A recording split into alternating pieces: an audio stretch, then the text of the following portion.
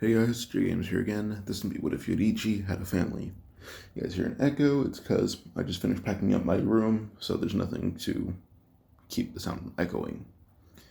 But also, if you guys hear background noise, the windows open, or my dogs are being stupid, or family in the background. Who knows?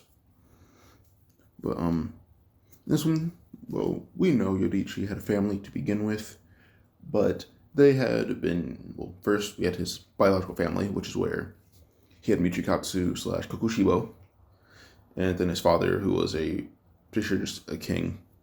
But we're not talking about them, we're talking about the wife and unborn child that he had that were eaten by demons. This one, Yoriichi made it back and fought off the demon. And by the time the soon-to-be Flame Pillar arrived, just a member of the Rengoku family, he had arrived and recruited Yoriichi to be Demon Slayer, and his wife encouraged him to join. So Yoriichi would do it to earn money for his family, because he earned more money as a Demon Slayer than farming. He has a daughter, and he is still friends with Sumiyoshi and his family, the Kamado family. Eventually, the time Yoriichi is like 80 years old, Yoriichi's daughter, pretty sure his wife's name was Umi. Their unnamed daughter would marry off into the Kamado family, where she marries one of Sumiyoshi's sons. And with this, the Sumiyoshi's family, the Kamados, and the Sujikuni family all live on under the Kamado name, as Muzan does not hunt them down. But also, when it comes down to the Tokidos, like Michikatsu's family, they were not killed, as we see with like Muichiro, who's a descendant. So there's a few possibilities. The fact that branch of family could have reunited with the Kamados, which I could honestly view them as like family friends. Like, yeah, we're kind of different, but like we can just like have like Sunday dinner every like week or two. So Michiro's family, Tokidos, they basically have that last name, but they're very close with the Kamados still as family friends. So when it comes down to things like I would say Tanjiro and Michiro's era, they know of each other. They're aware of their side of the family. They just don't know where each other are, as they've grown separated throughout time. But also, Yoriichi, he either, for sure, for the Demon Slayer mark, I forgot how it worked. Not how it worked, but how the Demon Slayer Corps knows about it. There's other two ways that I see it, being that Yoriichi had his own journal, or the Demon Slayer Corps had a journal on how strong Yoriichi could be. So let's say that the Yashiki family took notes on their eras on how, like, they all were around Yoriichi, like how they viewed him and how power affected the Demon Slayer Corps. Which is where they talk about the origin of breathing styles, the origin of Demon Slayer mark. Basically, all Demon Slayer abilities are in this journal, and basically how they viewed the power. Well, Yoriichi, in his own journal, he basically wrote down all ways to use sun breathing, and always to use sun breathing, and what else I'm say? Always sun breathing, and basically every form of demon, like every ability, like transparent world, selfless state, concentration breathing, repetitive motion, all that. All that's written down in his journal, but it talks about how to activate them and the feelings that you would use. So, like, the head of each generation of the Kamado family will learn all these abilities. Now, they weren't all demon slayers. It was just kind of more of a not sin, but a disagreement to become a demon slayer, because they were also friends with Tamayo and Yushiro throughout the years as well. So when it came down to Tanjiro's father, he had all these abilities, but he is sickly. But also, when it came to the new head of the Kamado clan, or Kamado family, it would be Tanjiro. So, with the fact that they need to bring these down, Tanjiro is taught by his father, Tanjiro. But also Tanjiro would learn from the journal, being very inspired by Yoriichi. So with this, as they train, Tanjiro would basically give Tanjiro steps. By the time Tanjiro was 15, he had basically learned to use concentration breathing, and he had mastered sun breathing. Like, he had mastered it. Because he'd done it for about 5 years at this point. But also he had been able to access the selfless state. So concentration breathing, repetitive action, selfless state, and mastery over sun breathing are the 4 things that Tanjiro has by the time he is 15. Or actually, no, he'd be 14 or 13. He's 15, the story begins. 13, 13. So he'd done it for 3 years. Probably not mastery, but expertise. By the time he comes back selling coal, I could probably see him still staying with his neighbor Saburo, and then when he comes back, his family's dead. Or Nezuko's alive, she's a demon. He buries his family, and as he's moving, Nezuko does try to fight him, but Tanjiro pretty easily can incapacitate a demon with raw hand-to-hand combat skill, because he's very physically advanced for his age. His physical strength is probably above that of most characters until you get to the Hashira, where the only people who are physically stronger than him, aside from demons. And even then, you have to be a high-end demon. Bare minimum. I would say, closing in on lower moon tier to be above Tanjiro's physical strength level. Hashira, lower moon to upper moon, basically only tiers who are physically stronger than Tanjiro is, maybe except for Shinobu. So yeah. So eventually Giyu does arrive. Tanjiro had incapacitated Nezuko by just holding her down. And then when Giyu arrived, Tanjiro and him have a small fight, and Tanjiro's using the stick that his father had used with Hinokami Kagura dance. Tanjiro used it, landing a few blows on Giyu, but eventually Giyu would beat Tanjiro. I would probably put this fight in Giyu. Giyu won, I would say, he could have nagged Tanjiro to begin with. Tanjiro was creative in the first fight. But in this one, it was a somewhat challenged. I would say mid-difficulty. So Giyu was hey, this kid's definitely stronger than the average Demon Slayer and Demon. I know that for sure. Well, this is beyond Ubiyashiki, or beyond Orokodaki. This is to Ubiyashiki directly. Or a need. So Tanjiro wakes up, and, Giyu is dragging Nezuko with his Haori over her so she doesn't burn in the sun.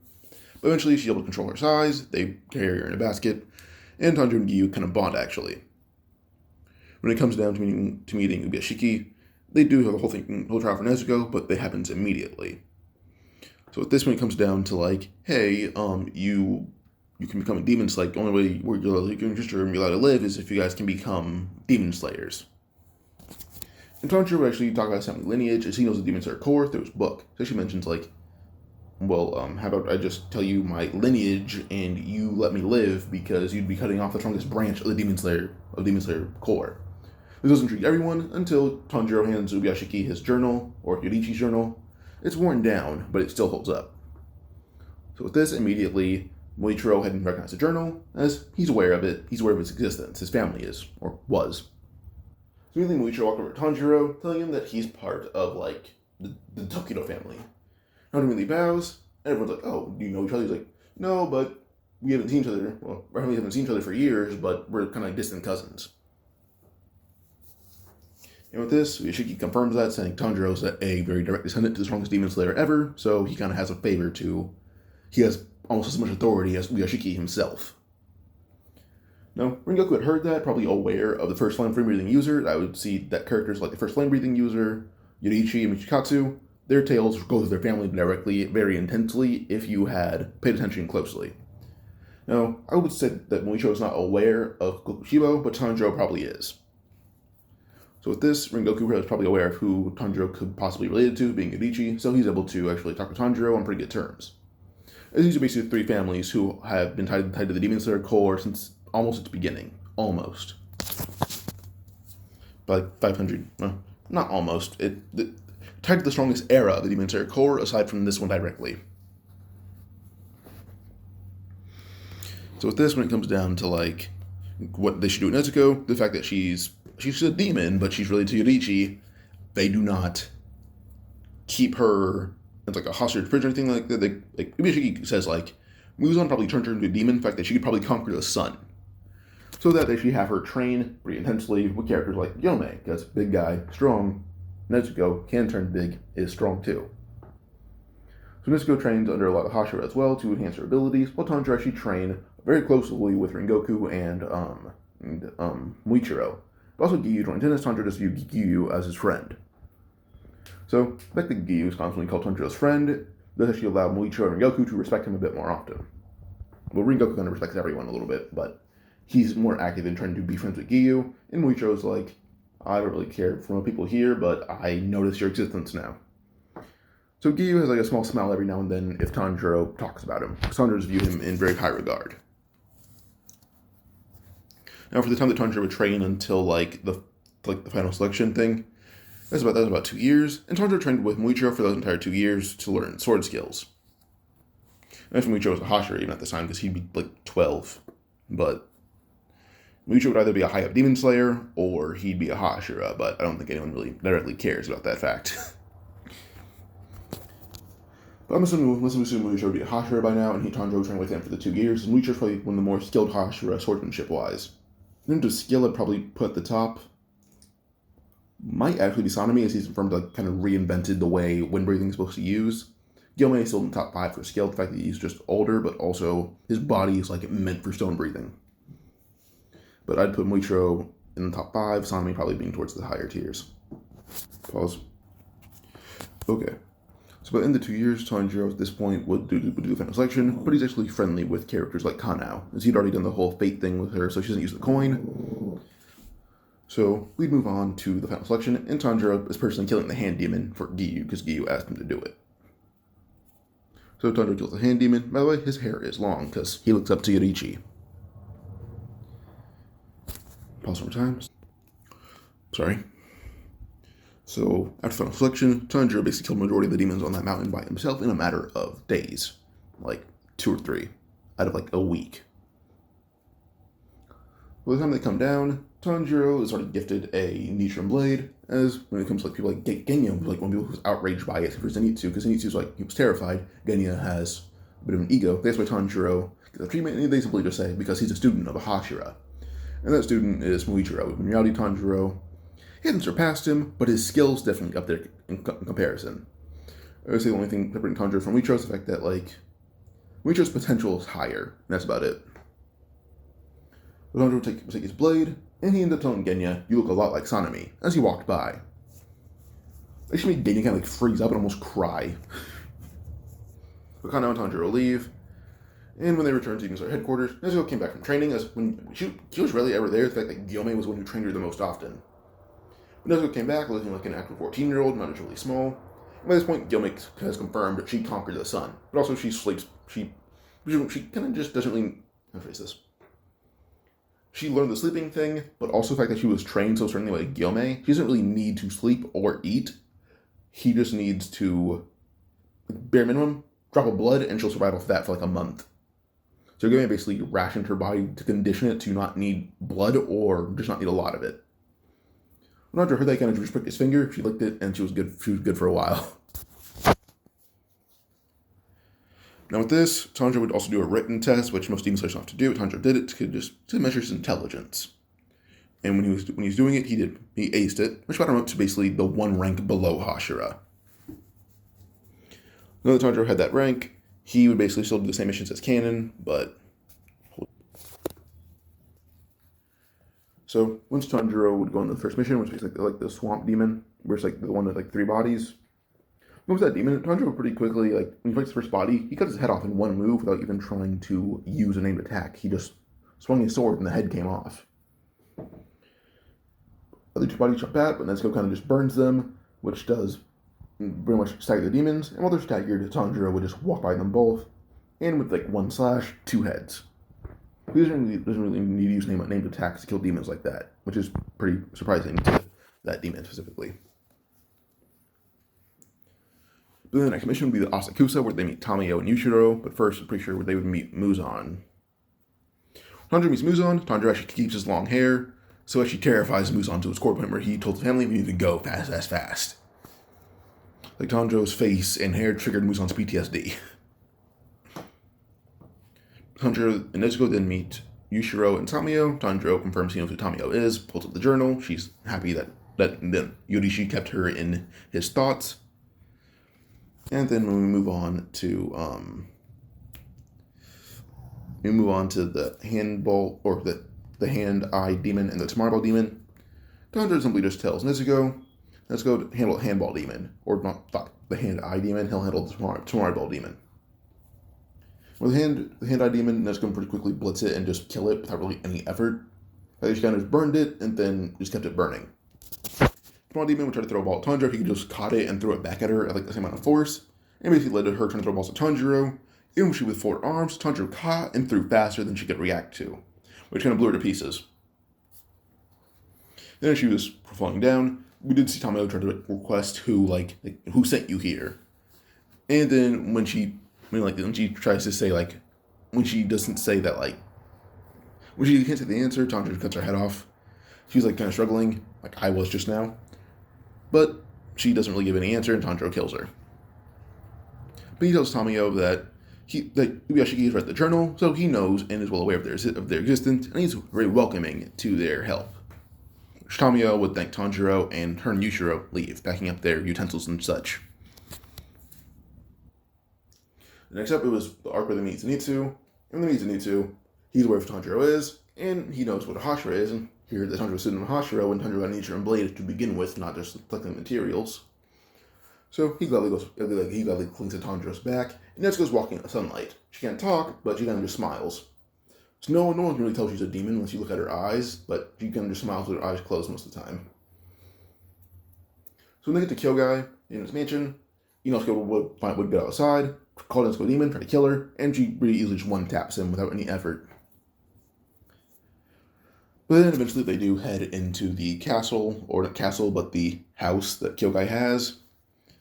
And while they're inside, when it comes to the two demons that are in there aside from Kyogai, Zenitsu and Inosuke able to fight them, but Nezuko sticks with Zenitsu to protect him. Well, Inosuke pretty easily kills his own demon. Or not easily, but he can do it. Then with Kyogai, Tanjiro and him fight. Tanjiro is pretty easily dealing with him, like when it comes to the slashes that are like from his drumbeat, which might be the sound. Tanjiro's actually able to react and cut the slashes out of the air. In this way, she shows off his selfless state mastery, and actually does scare Kyogai that Tanjiro has such a calm yet terrifying presence. But in the midst of him being shocked, he is killed. Tanjiro picks up some of his poetry, quickly reads it, and before Kyogai dies, he's able to hear Tanjiro call his poetry good. Well, Kyogai died happy. As leaving, Tanjiro would walk out the door, or walk towards it, and cut it open with pretty minimal effort. And outside, Zenitsu was holding Nezuko crying, thanking her for saving him. As we never got sleeping Zenitsu, she was more or less just the fact that she punched the demon, and then punched it through the wall, so it burned to death in the sun. And then when it came down to Inosuke trying to fight Nezuko again, Tanjiro stopped him and simply just told Inosuke he'll cut him in half, and just smiled at him with a very calm presence, which actually shocked Inosuke of all people. And for the hotel, they stay at the Wisteria thing. It's pretty chill, and they get to know Tanjiro and Nezuko on a friendly level. And we move on again until we get to the Spider Mountain. So when we get there, we end up seeing Nezuko, who looks at the threads, and she can confirm that, they're made by demons, so she lights all the strings on fire, and the flames travel throughout all the threads, and let go all the demon slayers. But also burn any of those little spiders that could have poisoned anyone. Well, she directly leads back to Brother Demon, and he becomes to them because his threads are being burned down, same for Sister Demon. Basically, all the demons confront them except for Rui. But when they're all confronted, Father Demon tried to rush up, just try to bum rush them. But Tanjiro appeared behind them, or behind Father Demon, and just using the basic Kingdom Kagura dance, and had cut him in half right then and there. He didn't die, but he was not regenerating fast enough. Anyway, it came down to Brother Demon. Pause. Sorry. So, Father Demon's pretty easily cut in half by Tanjiro using the basic Kingdom Kagura dance. And then when it comes down to Mother Demon, she already gave up, so Tanjiro kind of looks at her, appears behind her when everyone tries to protect her, and Tanjiro pretty easily just one slice and she's done. But then when it came down to Brother Demon and Sister Demon, well, Brother Demon tried to poison Zenitsu, only for Nezuko to just roast him, and then Zenitsu would finish the job. The fact that he has confidence with Nezuko protecting him. So even if it's in a cowardly way, he has confidence. So he beat Brother Demon with his one attack, and he was kind of nervous doing it, but he felt good doing it. And Sister Demon tried to run away, only to be hunted down by Inosuke, and Inosuke does what he does best, yell and slash. By then, Rui had already arrived, and there's already hundreds, but dozens of demon slayers confronting him, on the side of Tanjiro and all of them. The demon had fully regenerated, but Tanjiro pretty easily just punched him through a tree, and he kind of just sat there waiting for Rui to help him.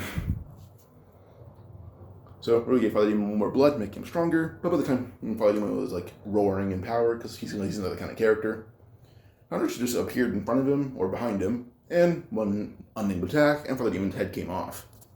We leads to the direct fight between Tanjiro and Rui. In terms of power right now, I compare Tanjiro to probably Gyutaro.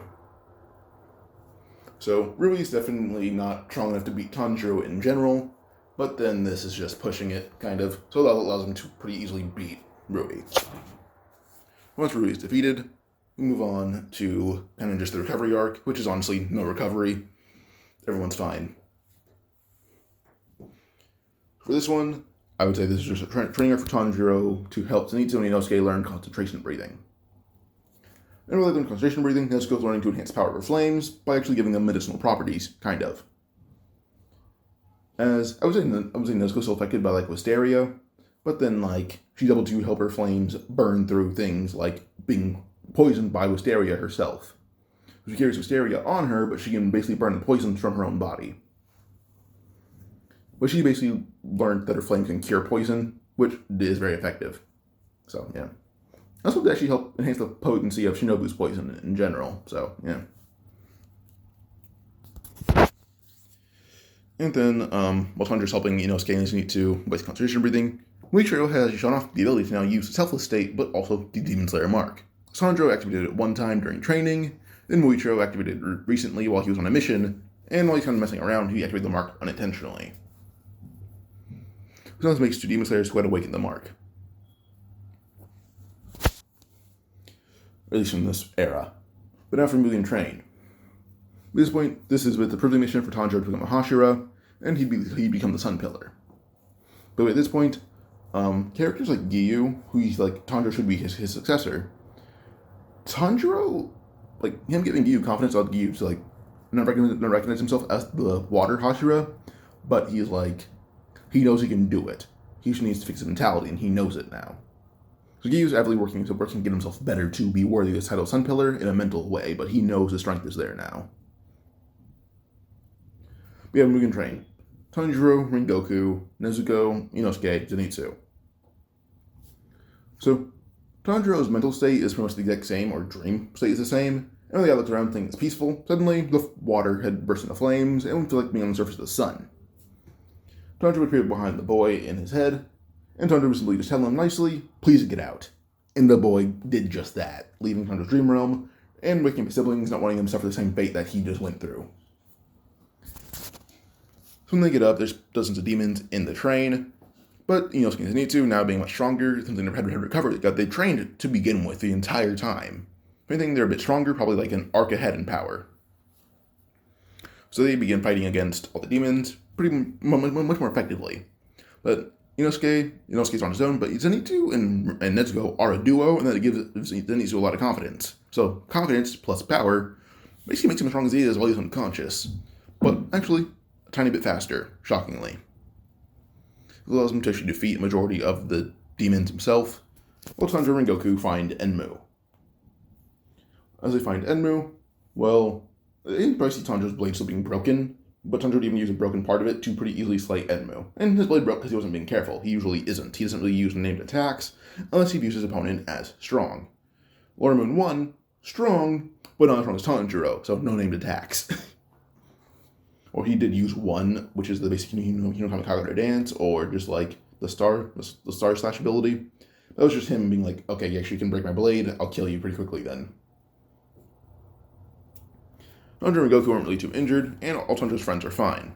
So when it comes to Akaza arriving, well, Tanjiro simply tells Goku, Ryu's going to go away. Tanjiro says, no, and then Nezuko joins him in the fight. And with this, Rengoku's alright then, well, this is your final test to prove you're worthy of being Hashira. Fend off the upper moon.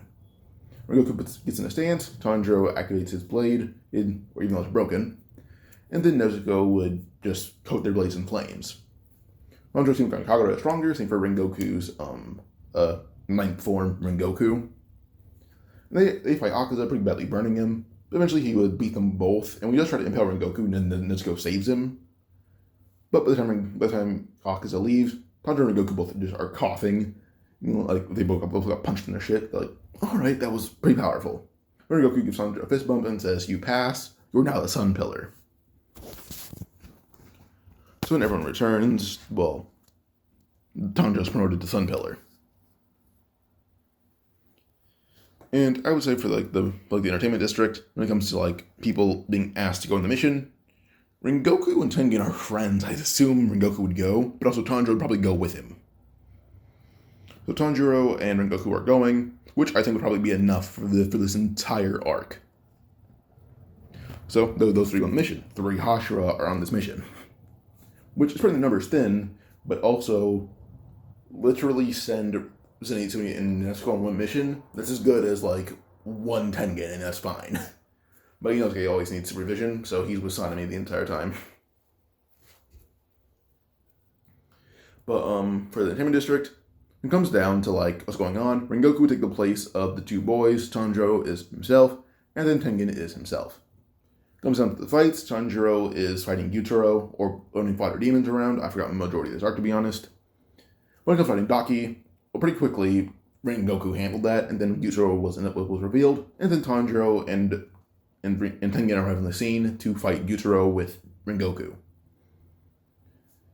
Merely as they fight, Tanjiro proves to actually be a direct equal to to Gyutaro, if not, tiny bit stronger. Tiny bit.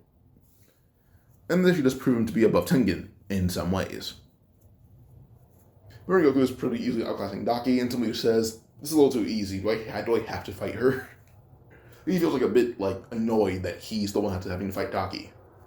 Because he sees how much fun the other two are having, and then he is here fighting a girl who can pretty easily just be blocked with his bare hands and then slash.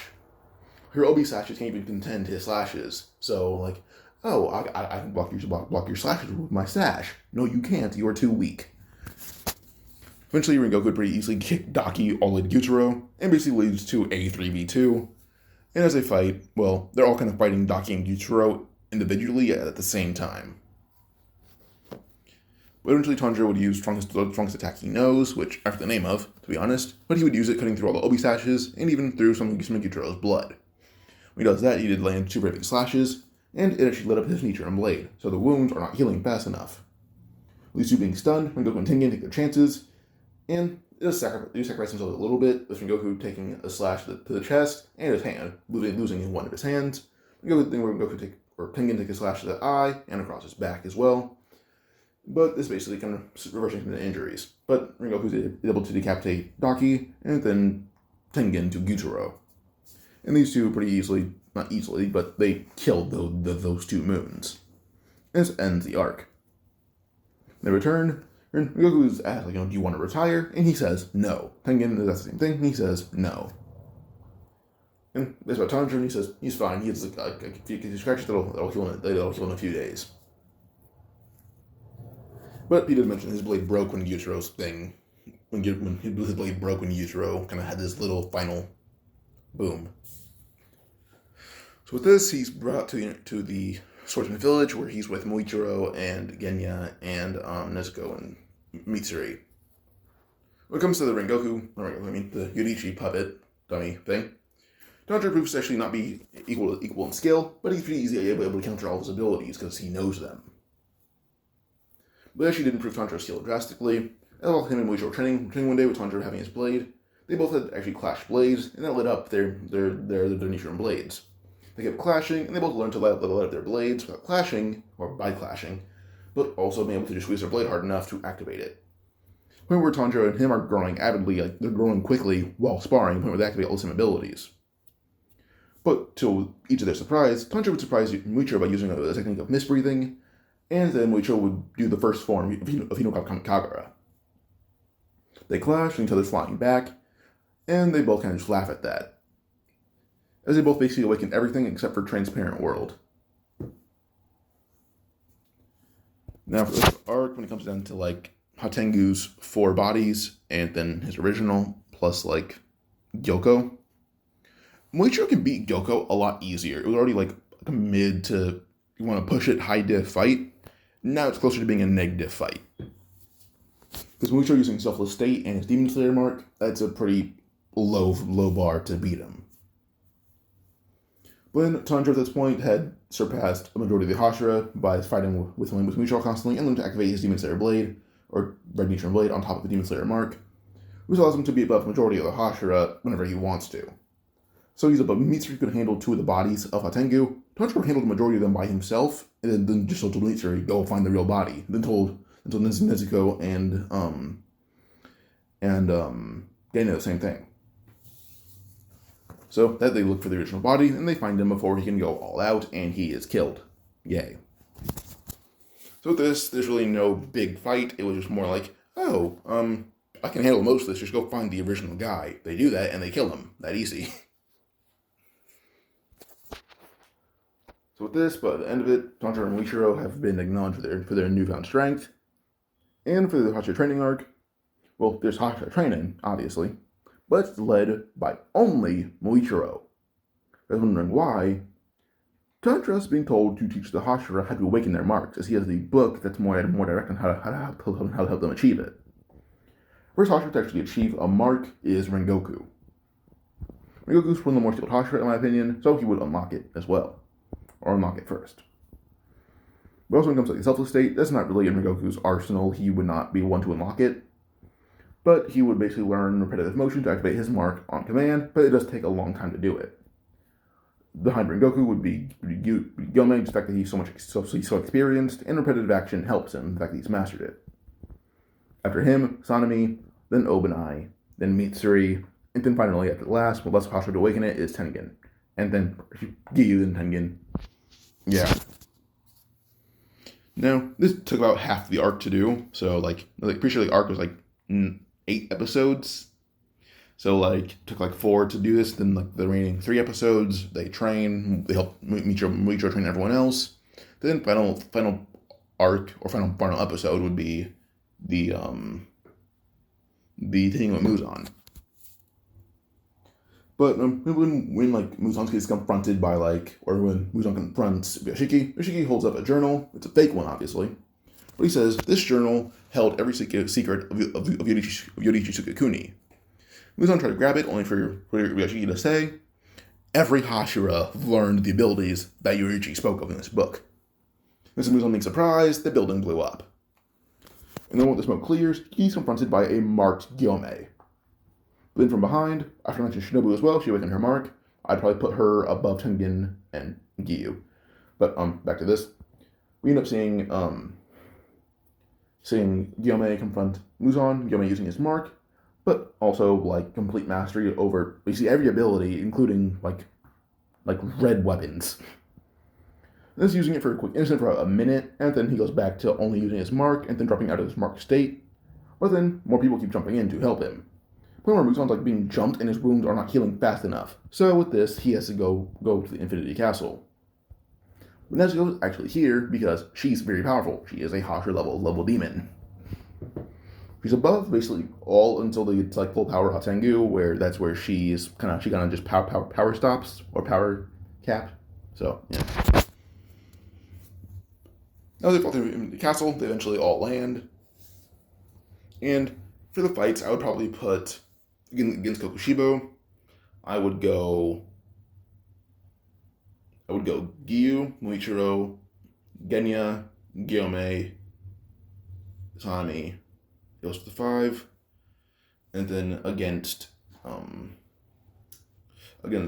Doma, probably the same group, but I would include Nezuko, and then for Akaza, Rengoku, and Tengen. And then for Nakime, probably Obanai and Mitsuri as well. But also Tanjiro, the fact that he's one of the faster characters now. So I can probably see him oh, you can change the area around me. You can't react to me, so I can run around all those changes. So Tanjiro's helping fight against Nakime. And then as for Kagaku, it's Zenitsu, but now his confidence has been boosted even more than before, to the point where he's powerful than any other version of himself in the series. Point when you fight Kagaku, it was already a low diff fight. It's just a lot easier now, the fact that he even needed to go all out to kill Kagaku. He didn't need to use half of his power, if not the highest 3/4 of his power, and then he would have won. So yeah, Kagaku's pretty easily dealt with, and then Zenitsu moves on to go help someone else fight. Probably against Doma, because Nezuko's there. Then as for Nakime, with Tanjiro, Mitsuri, and Obanai, Tanjiro's able to help Obanai and Mitsuri move around. The fact that he's openly admitting I'm faster than both of you, but I would say your skills are definitely more versatile than mine. I need to be very up close. You two can strike from a distance. Mainly Mitsuri, but still. So he holds on to them both and moves them around to get closer to Nakame, and Nakame can't react to Tanjiro's speed. And then when it comes to Obanai saying, only hold Mitsuri, I'll distract her from one at a time. Point where they they kill Nakame a lot easier than canon. Nakame being killed a lot easier than canon. I will say they move on to go help fight Kokushibo a lot earlier on, but Tanjiro goes on to go help against Akaza. But on to Doma, and also, by the way, Nakame is not dead. She's controlled by Yushiro now. They kind of weakened her enough for that to begin with. But we go on to Doma, where Nezuko, Shinobu, Kanao, Inosuke are all doing their own thing. Nezuko rather begin with, like, she didn't want Shinobu to die, but Nezuko, and Shinobu's like, no, like Nezuko, go away, I have a plan. Nezuko just light her blade on fire. And now Shinobu's using a flaming, so demon burning blade, coated in wisteria, that poisons demons already. So two demon poisons stacked, on top of a mark, and now possibly a Nichiren red blade, would probably make Shinobu one more overpowered character in the series, with just that weapon alone. So as she fights Doma with Nezuko's help, they stall for enough time where Doma's arm is not coming back, and he's down an arm permanently. And he's actually kind of aggravated, but has a crush on Shinobu and Nezuko. Creepy, I know.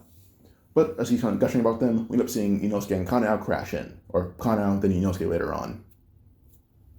And when Doma starts using his blood demon art, Nezuko simply is able to burn through a lot of it a lot faster. So at this point where Nezuko and Shinobu are the ones who are clearing up all the all the ice using the flames, and then Kanao and Inosuke are the ones who have to attack. But by the end of it though, I would say Shinobu does die due to her injuries, but she does simply just tell Kanao and Nezuko what's in her body, so feed her to a demon. With this, they actually do hide Shinobu's corpse in Nezuko's Haori. But on to Akaza now. So Akaza's already fighting a marked Tengen and a marked Rengoku, who are both going as hard as possible in the fight. And Akaza and Rengoku are actually joining the fight. They're bantering back and forth, playfully having fun. Tengen joins in, but from above, Akaza goes in for a punch with the landed on Tengen's face, probably killing him if it would have landed. But then his hand is suddenly cut off by Tanjiro, who would do a sun wheel technique. He smirked and then would kick Akaza through a wall, and he actually would ask about how the fight went when Nakame could sense the battle power up there. Tanjiro simply says, it was pretty easy. She's too slow. Tanjiro shows off his speed by going all out, using every ability except for Transparent World, and then the same goes for Tengen and Rengoku, with Rengoku not even using the Selfless State, but Tengen activated it for the first time. These three are able to jump Akaza, the point where he actually would still get his wife's memories, but he simply says he's enjoying their fight. He doesn't want to die by them, but he wants to regrow his head. With this, he tells them he wants to help them fight to the end. He views them as his only friends, as they bonded through the joy of battle, Rengoku and Tengen and Akaza. Tanjiro kind of viewed him as more of a nuisance, but he respected him. So their love for battle actually turned him to their side. But now we go on to the final fight, being everyone versus Kokushibo. Zenitsu jumped in earlier, but when it came down to the Doma fight, I kind of dropped the ball on that, so he went to Kokushibo instead. So when everyone jumps in, well, Kokushibo's being pressed heavily. He is fighting, let me say, so 9 Hashira, all marked. Then he's fighting Nezuko, who has demon burning flames. Then Zenitsu, Inosuke, Kanao, Genya. That's 14 people. But then mid-fight, let's say he's yelling about something. Nezuko can beat him like a hand of Shinobu, and that'd poison him. So he's poisoned. But then he's killed. The point where he doesn't end himself. No. He is poisoned, and as he dies, he's killed by everyone who's using marks or is just ridiculously strong now. When someone moves on and arrives, the only person who could have died in this fight is probably Genya. Everyone else is fine. Because Genya was the weakest one here by far. But then with this, we end up seeing everyone jumping around until Nezuko had a plan. She do let's say she's about to be hit the attack, and she just threw Shinobu's body at Muzan. Nearly everyone was confused what she was doing, thinking that was a pretty cruel thing. Muzan thinks it was cruel too, would basically eat Shinobu, telling her oh, you just fed me.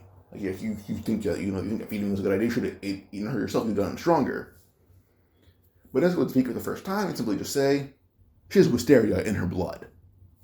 Muzan froze as he'd been poisoned about 3 times now. Point where he's aging. He's already like 9,000 years old now. He's already aging. They're like, yo, he has gray hair, all that. Now he's wrinkling. Like, he is dying faster by the minute. Or say, oh yeah, he's dying faster by the hour. Now it's in like half-hour intervals that he's getting older and older and older.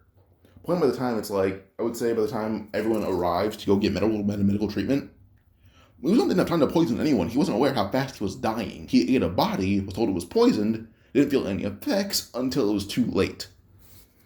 So Muzan kind of just dropped the ball on his entire, like, how fast am I going to die? He wasn't aware of it. He died in half the time. But when everyone gets outside, the sun is not all the way up yet. So Muzan dies. Akaza just openly offs himself. And then by the end of it, well, obviously the only people who actually would probably died. Obanai through straining himself in the fight with Nakime. Genya sacrificing himself against Kokushibo for everyone else. Shinobu died against Doma for just grievous injuries. And then possibly I would say Gyome, the fact that he probably was the one who was in the fight the most, and he fought Muzan to begin with. Plus he kind of didn't abuse his mark, but he used it the most often. So Gyome, Obanai. Yeah, Gyome, Obanai, Genya. Yeah. So 4 or 5 people died this entire arc instead of majority of the cast. Tanjiro never became Demon King Tanjiro, but he dedicated his life to perfecting mist and sun breathing since he knew both things. I'll say by the end of the story, if you want to go with the line that marks do kill people by 25, then a majority of the cast dies before 25. But if it says, like, if you want to use the ambiguous writing, then they all live to healthy ages. I want to go with the line that Mark doesn't kill people before 25, but they don't live long lives. I go they live to like be middle-aged, and then they're done for. The idea that things cut their lifespan in half, not at a certain point in time. So, like, oh, you could live till like 85. No, 42. There you go. And then, yeah. But by the time I would go to like Tanjiro being an old man, he at this point has trained as many people as he can in his family with like sun breathing. One of his family is basically known for their amazing kendo skills or swordsmanship. Also, everyone has like passed down family lineages for a long time. Point where it came down to Tanjiro's descendant and Rengoku's descendant that we see, they're family friends. All the Hashi, like, everyone who survived are close family friends except for Mitsuri, who has no more people in her life. She did not do anything after Obanai's death. So yeah, so Mitsuri and Obanai and Shinobu are the only Hashira who do not have like descendants. But this ends the story here. Hope you guys enjoyed. Like and subscribe for more. Adios.